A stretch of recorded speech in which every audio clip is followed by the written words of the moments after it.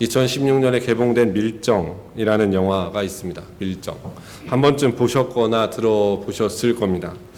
이 밀정이라고 하는 영화는 실제로 김상옥 사건, 또 김시연, 황옥 사건 등 실존했던 사건들을 모티브로 만든 영화입니다.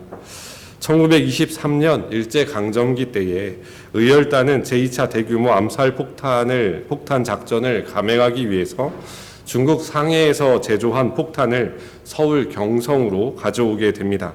그런데 그들의 작전은 밀정, 그러니까 스파이였던 김두형, 본명은 권상우인데 이 사람의 밀고로 발각되게 되죠. 그리고 그 폭탄의 밀반임을 추적하던 경찰은 황옥이라는 사람이 연루되어 있음을 알게 되는데 그는 일본이 의열단을 정탐하기 위해 파견한 첩보 경찰이었습니다. 이 밀정이라는 영화에서는 그 황옥이라는 사람이 이정출이라는 인물로 그려집니다. 이 이정출이라는 사람은 조선이 독립할 가능성이 없기 때문에 일본 경찰이 되어서 독립투사들을 잡아넘기거나 죽이는 인물이 되죠. 그러나 후에 그는 독립을 위해 폭탄을 던지는 사람이 됩니다. 제가 이 영화를 보면서 생각했던 게 제가 만약에 저 시대에 태어났으면 난 어떻게 살았을까입니다. 일제강점기 때 그 시절에 1920년대, 30년대 살았다면 나는 어떻게 살아났을까? 살아가고 있었을까? 아무리 생각해봐도 저는 그냥 살았을 것 같더라고요. 이쪽도 아니고 저쪽도 아니고 그냥 있는 듯 없는 듯 사는 사람이 될 것 같았습니다. 아마 그때 당시에 대부분의 사람이 아마 그렇게 살았을지도 모를 일입니다. 그러다가 문득 제가 읽었던 책의 한 부분이 생각났는데 독일의 유대계 철학자 한나 아렌트란 사람이 악의 평범성이라는 주제로 이렇게 말했다 합니다. 대부분의 악행은 선해지거나 악해지기로 결심한 적이 결코 없는 사람들에 의해서 저질러진다. 이것은 슬픈 진실이다 라고 말했다 그래요. 이 주장의 근거에서 자신의 주장을 피력한 글이 있습니다. 그 사람의 글은 이러한데 선이나 악에 대해서 아무 생각이 없이 사는 사람들에 의해서 무서운 악행이 저질러진다.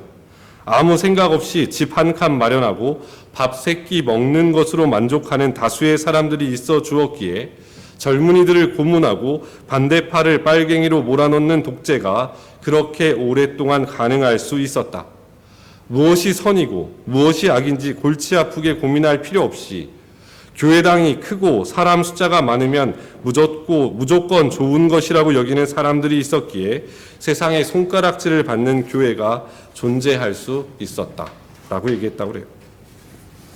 오늘날 우리는 박해나 핍박을 받지 않습니다. 오늘날 우리가 사는 이 나라는 적어도 그렇죠. 오늘날 우리는 예수 믿는 자유를 박탈당하거나 예수를 믿는다고 해서 법적인 제재를 받지 않습니다. 도리어 기독교가 처음 전해지던 때에 비하면 지금의 성도들과 교회들은 엄청난 풍요와 자유를 누리고 있죠. 기회가 되어서 한국의 초기 교회들 알렌과 언더우드 아펜젤러 선교사 입국 후에 한국교회 역사들을 살펴보고 있는데 일제강점기의 교회의 스토리를 읽어보면 그 교회들은 눈물 없이 볼 수 없는 이야기들이 그들의 이야기고 그들의 스토리입니다. 일제강점기의 한국교회는 끊임없는 탄압을 이겨내야만 했고 수많은 박해와 모진 고문 속에서 견뎌내야 했으며 옥중 성도들과 순교자들이 생겨나야만 했던 상황 속에 있었습니다. 언젠가 극동방송 라디오에서 주기철 목사님의 생애를 연속으로 들려주던 방송을 들은 적이 있습니다. 오늘 본문과 조금 상관없을지 모르지만 제가 기억에 또렷이 남아서 그 하나의 일화를 말씀드릴게요. 1936년 평양 산정현교회 담임 목사로 부임하게 된 주기철 목사님께서는 하루는 주일 예배를 인도하고 계셨다 그럽니다. 그때 산정현교회의 장로였던 조만식 장로님께서 예배를 오는 도중 길에서 친분이 있는 사람을 만나 그 사람과 이야기하느라 예배 시간에 늦게 들어오게 되었대요. 이 조만식 장로님은 오산학교 교장으로 있을 때 주기철 목사님을 가르쳤던 스승이었고 주기철 목사님을 평양 산정현교회로 모셔온 분이시기도 했습니다.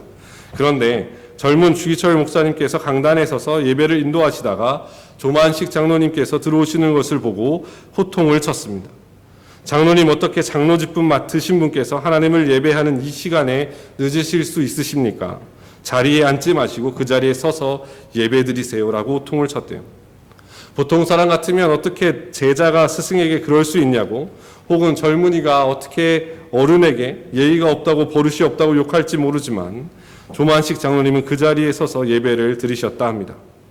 그리고 주기철 목사님은 설교가 끝나자 장로님에게 이렇게 말했습니다. 서 계시는 조장로님 기도하십시오. 그러자 장로님이 이렇게 기도하셨다 그래요. 하나님 아버지, 이 죄인을 용서하여 주옵소서. 애국운동한다고 사람을 만나다가 하나님 만나는 예배 시간에 늦었습니다. 목사님이 얼마나 마음 아프시면 이토록 책망하시겠습니까? 하나님의 마음을 아프게 한 죄를 사하여 주옵소서. 설교 중에 성도들이 은혜 받는 것을 방해한 죄를 용서하여 주시고 예배를 방해한 죄를 용서하여 주옵소서 하며 눈물로 기도드렸다 합니다. 그리고 그 자리에 있던 온 교우가 함께 눈물로 기도했다 그래요. 사랑하는 성도님들, 오늘날 우리는 어떨까요? 오늘날 우리는 예배가 최우선이지 않습니다. 하나님이 최우선이지 않습니다. 우리는 이전의 신앙의 선진들보다 훨씬 더 풍요롭고 부유하며 자유롭고 더 좋은 시설과 더 화려한 예배당을 갖추고 있는 시대를 살고 있지만 그들에 비교하여 신앙의 수준과 믿음의 수준은 그들보다 낮다고 자부하기에는 조금 어려운 시대 속에 살고 있습니다. 왜 그렇습니까? 이 풍요 가운데 사단은 우리를 유혹하기 때문에 그렇죠. 오늘 본문에서처럼 말입니다. 사단의 유혹 앞에 선 우리 주님의 모습을 같이 저녁에 함께 살펴보기를 소망합니다. 그리고 그 모습이 행여나 나의 모습은 아닌지 다시 나 자신을 점검해 보기를 소망합니다. 그리고 주님께서 이기셨던 그 승리가 우리의 승리가 되기를 소망하면서 우리의 삶 속에서 찾아오는 사단의 유혹들을 이겨내는 믿음과 또한 주님을 바라보는 그러한 믿음을 결단하는 이 시간이 되시기를 주님의 이름으로 축원을 드립니다. 첫 번째로 오늘 본문은 1절을 같이 함께 읽어보겠습니다. 1절을 보겠습니다. 1절에 같이 읽겠습니다. 그때에 예수께서 성령에게 이끌리어 마귀에게 시험을 받으러 광야로 가사라고 되어 있습니다. 오늘 본문에서 보면 이 시험이 누구에 의한 시험인지 약간은 불분명하게 되어 있습니다. 물론 우리는 이것이 사단에 의한 시험이라는 것은 잘 알고 있지만 그 앞에 성령께서 예수님을 광야로 내모셨다는 이야기가 같이 들어져 있습니다. 그러니까 이것이 마치 성령과 사단의 합동작전처럼 여겨지는 경우도 있어요. 우리는 늘 이렇게 들어왔습니다. 시험, 곧 테스트는 하나님께서 자녀들의 믿음을 단련시키기 위해 하시는 것이고, 유혹은 마귀가, 사단이 하나님의 자녀들을 실족시키기 위해서 그들을 유혹한다고 배워왔습니다. 틀린 말은 아닙니다. 그래서 성경은 하나님의 시험은 감당해야 하고 사단의 유혹은 피해야 된다라고 기록하고 있습니다. 고린도전서 10장 13절에 보면 이렇게 말씀하는데, 사람이 감당할 만한 시험 밖에는 너희가 당한 것이 없나니 오직 하나님은 미쁘사 너희가 감당하지 못할 시험 당함을 허락하지 아니하시고 시험 당할 즈음에 또한 피할 길을 내사 너희로 능히 감당하게 하시느니라 라고 사도 바울은 가르칩니다. 여기서는 하나님의 시험을 감당하라고 권면하죠. 그런데 누가복음 22장 40절에 보면 예수님께서 제자들에게 이렇게 말씀하시는데, 그곳에 이르러 그들에게 이르시되 유혹에 빠지지 않게 기도하라 하시고 라고 말씀하십니다. 사단은 우리를 넘어뜨리려고 유혹하지만 하나님은 우리를 단련시키기 위해서 시험하신다는 것이죠. 그 목적에 대해서 모르는 성도는 없습니다. 그런데 더 어려운 문제가, 이게 사람 편에서 보면 사단의 유혹인지 하나님의 시험인지 구분하기가 쉽지 않다는 겁니다. 우리의 삶에 찾아오는 이런 것들이 하나님께서 우리의 믿음을 연단시키기 위해서 주시는 고난의 일부인지, 아니면 사단이 우리를 하나님으로부터 떨어뜨리기 위한 유혹으로 다가오는 것인지 우리가 분간하기가 어려울 때가 훨씬 더 많다는 거예요. 하나님께서 사단의 시험을 이용하셔서 그 사람을 연단시키는 경우를 우린 욥기에서 봅니다. 욥기에서는 하나님께 사단이 욥을 시험할 때 하나님께 허락을 받잖아요. 하나님 그걸 허용하십니다. 무슨 의도인지는 잘 모르지만 우리는 다 알 수 없지만 하나님 그걸 허용하시거든요. 사단은 욥을 시험하고요. 반대로 사단이 하나님께 시험 고난 중에 있는 자를 찾아가서 유혹하는 경우들도 생길 수 있습니다. 그러니까 어려운 문제는 뭐냐면 우리 편에서 보면 이게 하나님의 시험이다, 사단의 유혹이다, 이것을 분간하기가 생각보다 쉽지 않다는 거예요. 특별히 우리의 삶처럼 이렇게 굉장히 복잡한 삶을 살고 있는 사람들에게 있어서는 이것을 분별해내기가 쉽지 않습니다. 그러다 보니까 우리가 쉽게 빠지는 약점이 있는데 그것이 무엇이냐면 우리에게 찾아오는 시험 자체를 부정적으로 보는 겁니다. 모든 시험 자체를 부정적으로. 하나님께서 우리를 연단하시고자 우리에게 테스트하시는 것들도 부정하게 보는 겁니다. 하나님께서 우리를 연단하시고자 고난을 허락하실 때도 있어요. 그런데 우리는 그 고난을 반대로 생각하는 거죠. 우리는 복된 삶을 고난 없는 삶이라고 생각합니다. 그래서 하나님께서 우리에게 허락하시는 고난을 견뎌내고 이겨내는 것보다 피하려고 합니다. 유혹을 피하려고 그랬지 시험을 피하라고 말씀하신 적은 없거든요. 근데 이걸 마치 유혹처럼 여겨서 그냥 피해버리려고 하는 거예요. 잘 생각하셔야 될 게 뭐냐면 사단의 목적은 성도들을 고난 가운데 빠뜨리는 자체가 아닙니다. 사단은 오늘날 성도들을 그 반대로 유혹하죠. 즉 고난 없는 삶을 살라고 유혹합니다.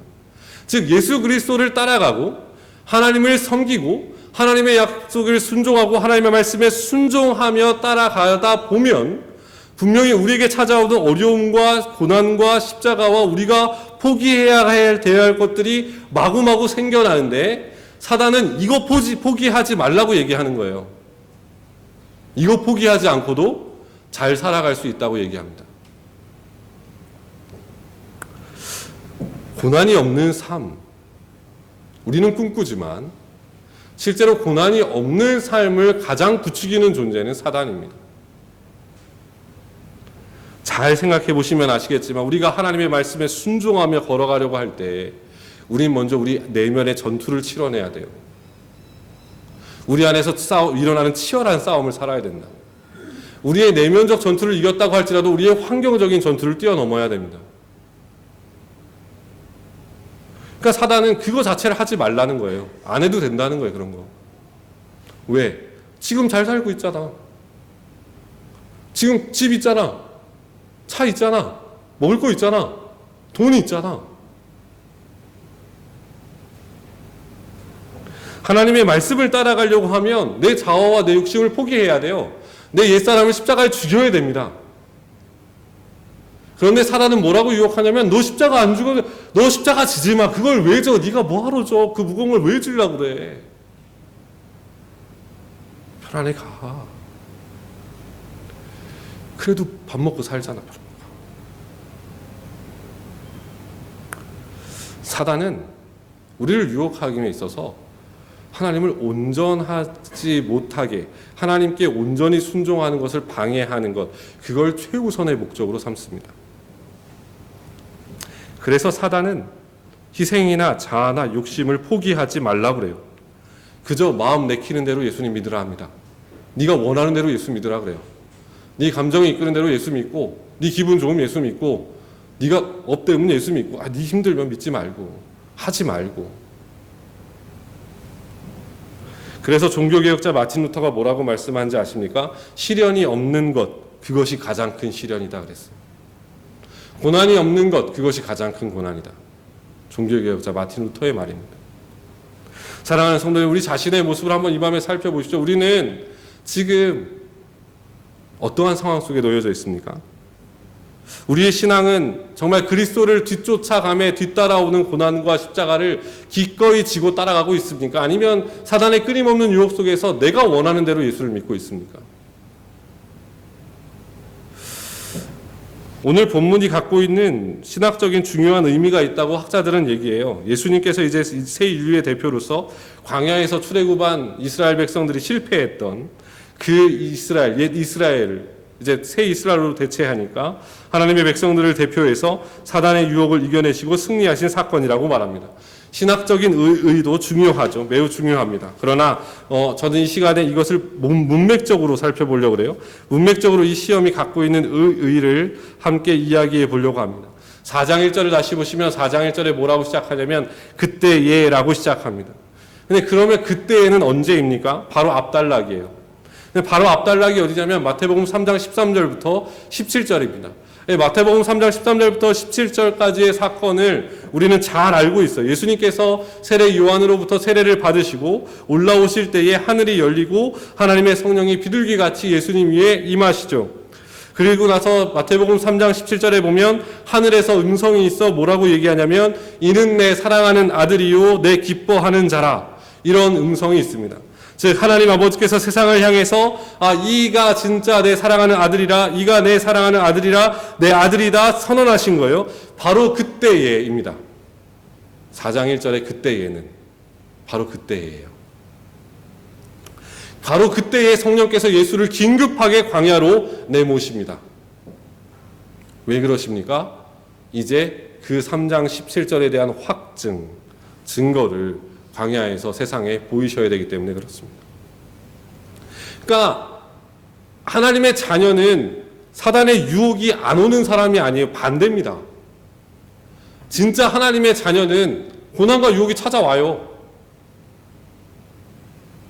찾아옵니다. 크든 작든 찾아와요. 왜 그렇습니까? 그것을 통해서 이 사람이 진짜 하나님의 자녀로 입양된 자인지를 보이는 겁니다. 그래서 우리가 진짜 인생의 광야를 건너고 있고 우리가 시련의 때를 지나고 있고 고난의 때를 지나고 있다면 그 하나님께 감사함으로 찬양하며 기뻐해야 돼요. 왜 그럴 수 있습니까? 단순해요. 하나님께서 나를 그분의 자녀로 인정하시고 이제 그 자녀로 입양하신 걸 세상으로 보이시겠다는 거예요. 그 시련과 고난과 그 역경을 통해서 보이시겠다 이겁니다. 잘 생각해 보십시오. 사단은 하나님께 불순종하는 사람을 결코 유혹하지 않습니다. 내 멋대로 살고 내가 원하는 대로 살고 그냥 하나님과 관계없이 그냥 형식적으로 종교적으로 행위로서 그냥 하나님을 섬기는 사람들, 결단코 사단이 그 사람들 유혹하지 않습니다. 왜? 그들을 시험하지도 않아요. 그냥 내버려두면 이 사람들은 불 가운데로 갑니다. 사단이 굳이 이 사람들을 유혹할 필요가 없어요.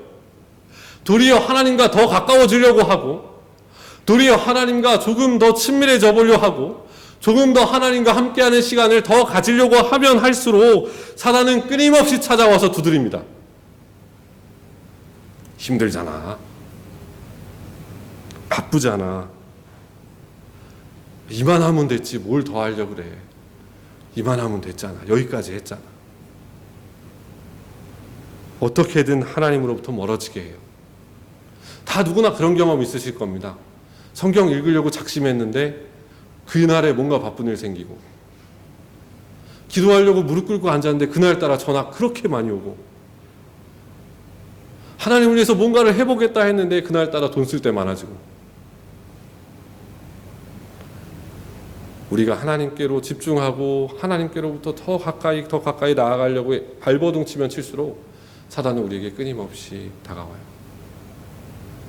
근데 잘 기억하실 게 그것이 우리가 하나님의 자녀임을 보이는 하나의 증거예요. 우리에게 고난과 시련과 유혹이 없으면 그게 더 이상한 겁니다. 그게 더 이상한 거예요.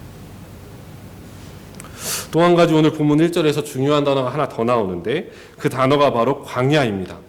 왜 예수님이 하필이면 광야에서 시험 받으셨을까요?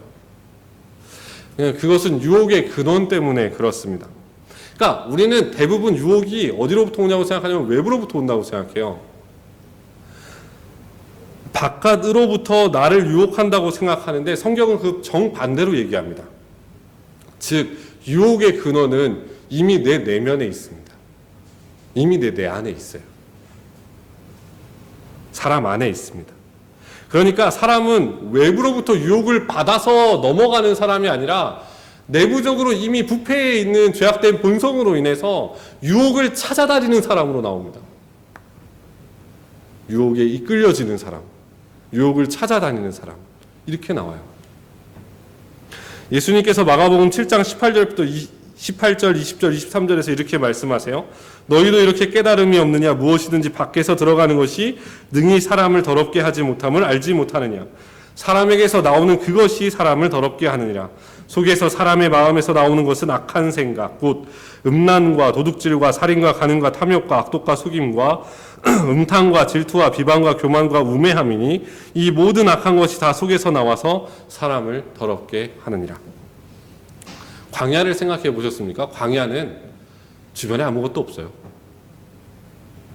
주변에 아무것도 없잖아요. 그냥 보이는 건 모래, 돌, 바위. 아무것도 없잖아요.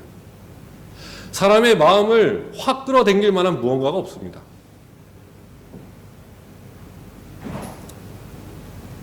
광야가 곧 시험의 장소라고 하는 것은 우리의 외부의 그 어떤 것에 의해서 우리가 넘어가는 것이 아니라 곧 내 안에 있는 악한 본성, 즉 우리의 아직 다 죽이지 못한 옛사람으로 인해서 내가 유혹을 당하고 있는 것임을 보여주는 거예요.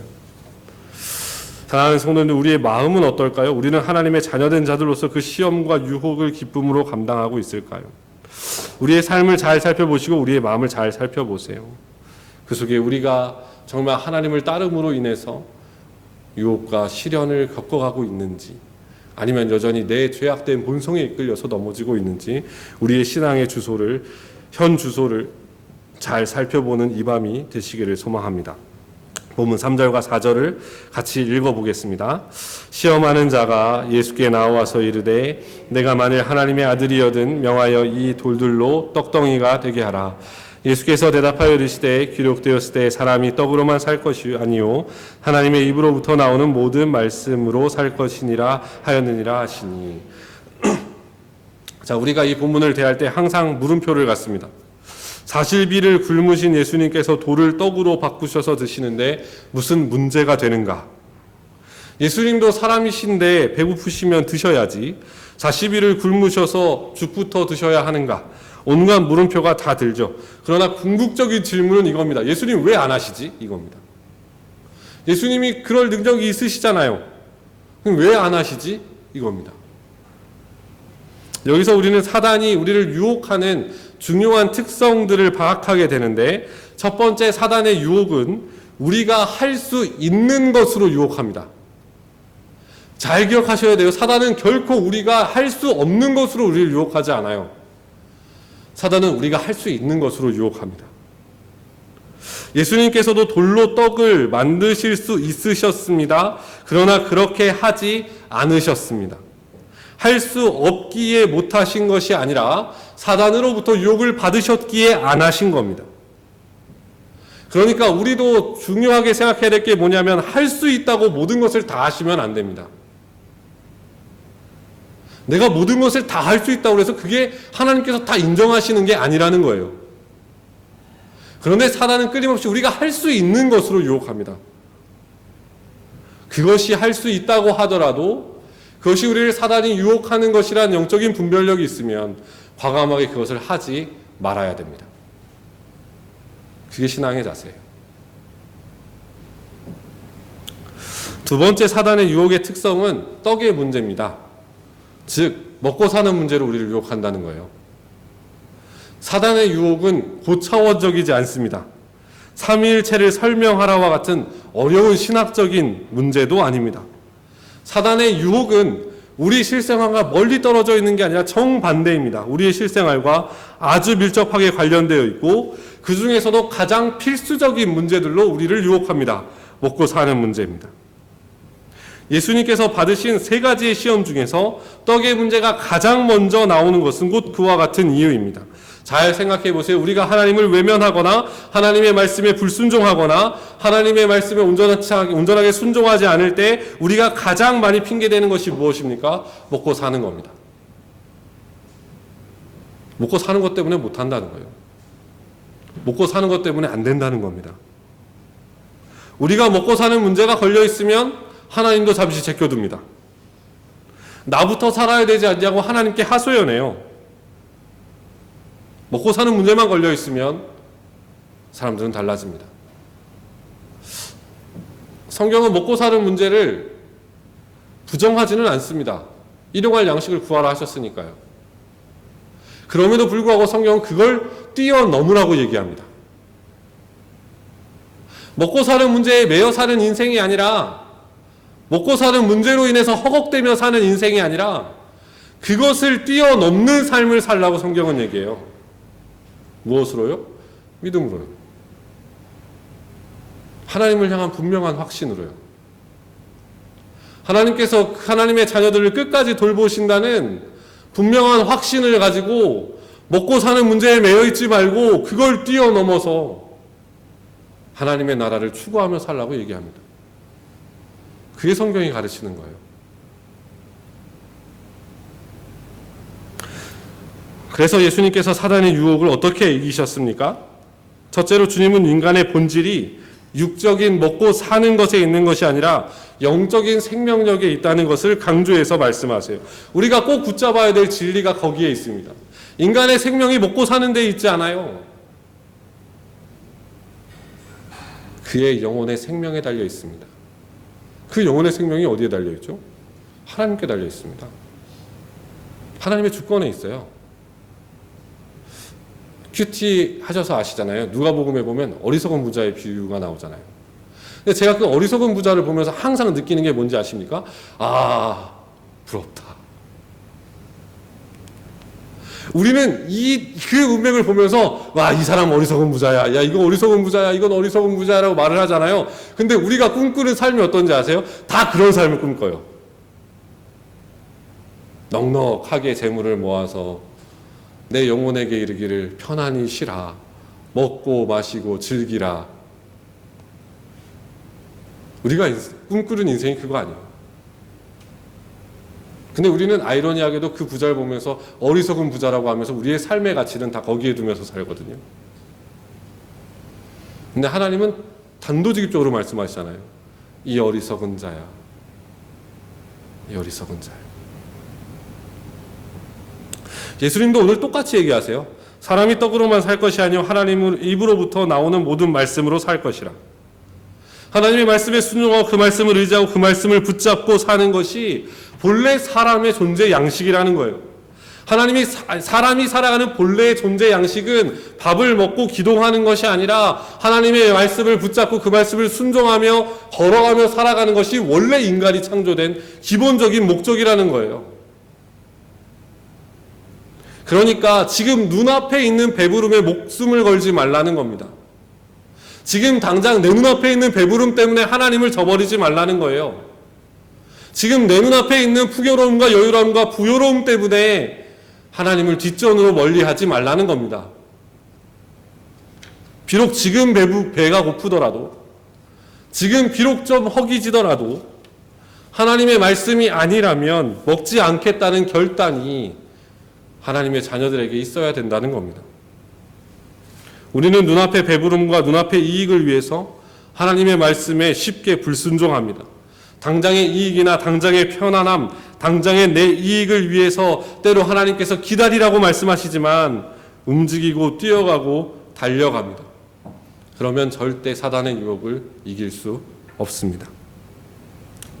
둘째로 그래서 우리는 하나님을 신뢰해야 되고요. 신뢰하면서 하나님의 때를 분명하게 기다려야 됩니다.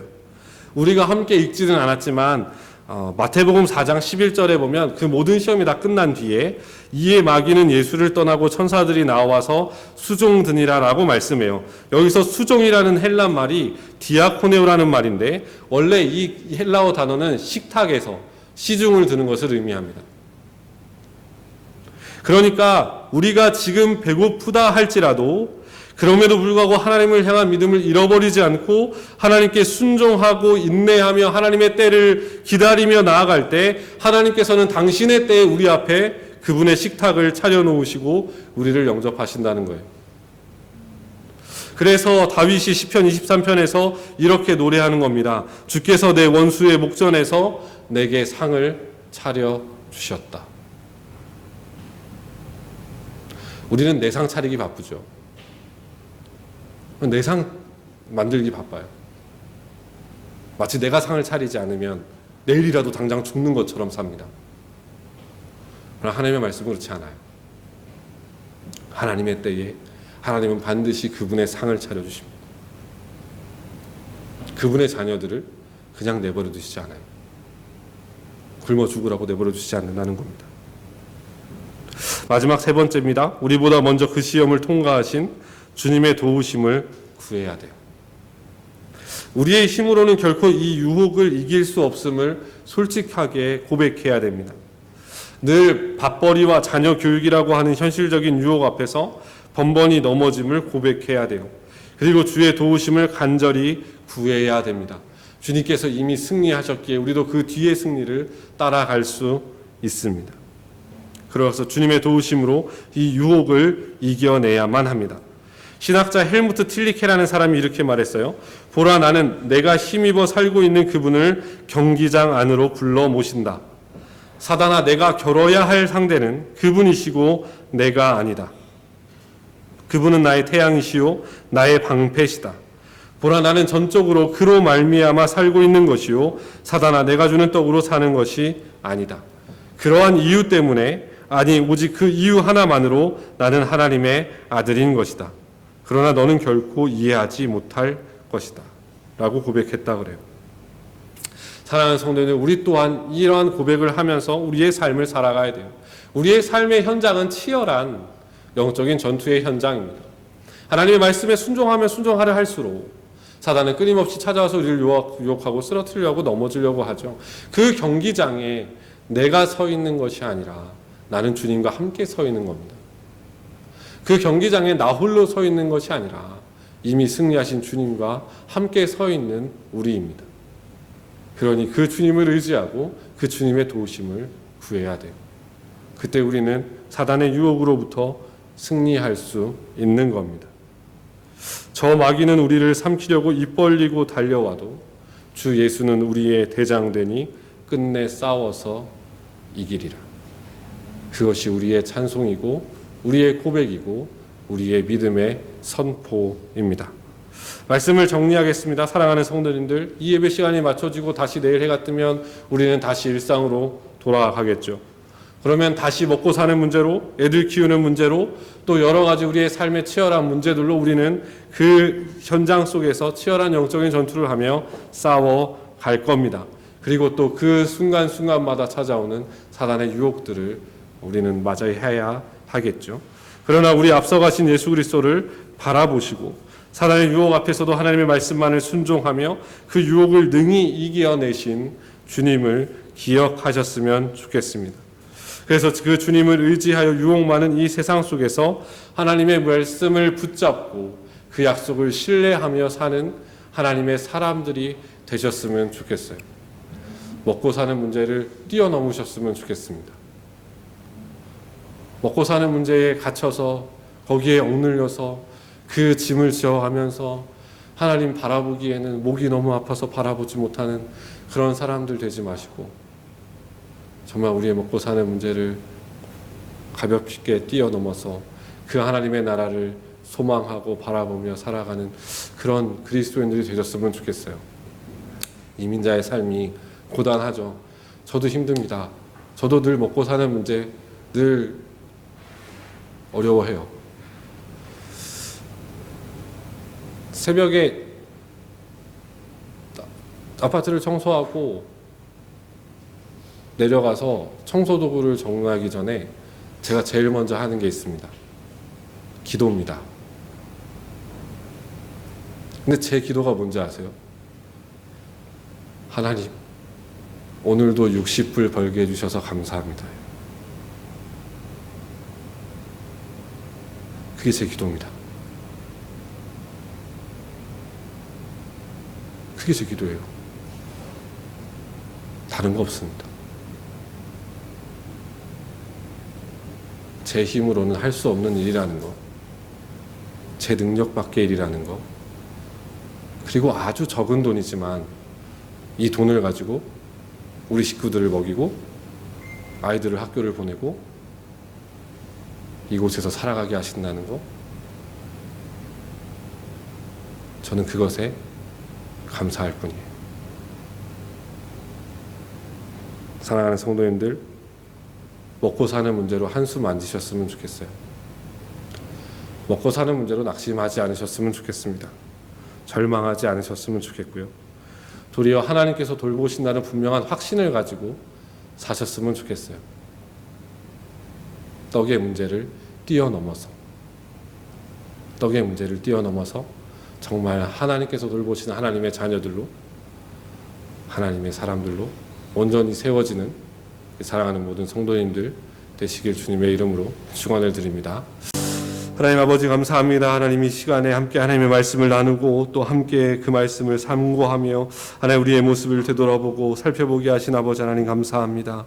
하나님 우리로 하여금 다시금 아버지 하나님 우리의 삶의 문제와 삶의 형편과 삶의 처지가 하나님 앞에 불순종의 이유가 되지 않기를 간절히 소망합니다. 하나님 앞에 온전히 순종치 못하는 이유가 되지 않도록 하나님 이끄시고 붙잡아 주시기를 간절히 소망합니다. 믿음 위에 믿음을 더하시고 하나님 그 모든 먹고 사는 문제를 뛰어넘어 하나님의 나라를 바라보고 하나님의 나라를 소망하며 하나님의 통치를 따르며 순종하며 걸어갈 수 있는 우리가 되기를 간절히 소망합니다. 주님 닮아 희생과 헌신과 섬김과 봉사를 하되 하나님 그 모든 것들이 주님을 닮은 모습들 되게 하시고 주님의 마음 품고 주님의 십자가 나도 지고 따라갈 수 있는 하나님의 자녀들 되게 하여 주옵소서. 아버지 우리를 유혹하고 또 우리를 미혹하는 것들 많이 있사오나 하나님 우리의 심령을 지켜주시고 우리의 마음을 지켜주셔서 하나님 걸려 넘어져 실족치 않도록 하나님 붙잡아 주옵시고 하나님 서로가 서로를 위하여 기도하며 격려하며 나아갈 때 함께 믿음의 동역자 된 모든 성도들이 하나님 사단의 시험과 유혹을 능히 이기며 하나님 앞에서 더욱더 성장해가는 하나님 복된 역사가 우리 교회에 넘쳐날 수 있도록 주께서 붙잡아 주옵소서. 다시 삶으로 돌아갈 때 삶의 예배의 자리에서 우리 모두 승리하는 하나님 복되고 기쁘고 감사한 일이 가득한 우리의 삶이 될 수 있도록 하나님 인도하여 주옵소서. 감사드리며 예수님의 이름으로 기도드렸습니다. 아멘.